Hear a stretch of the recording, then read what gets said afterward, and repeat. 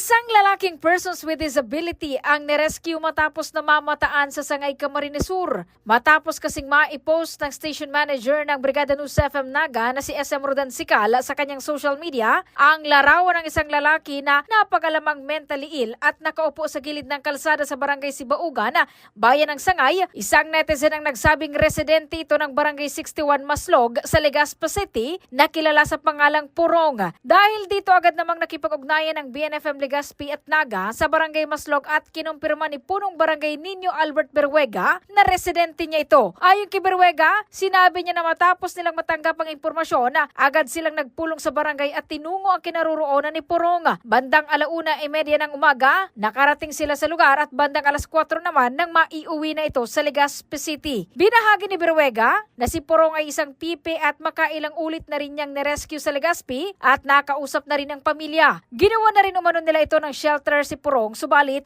habang tinatrabaho, bigla na lamang itong nawala at kung saan-saan nakakarating.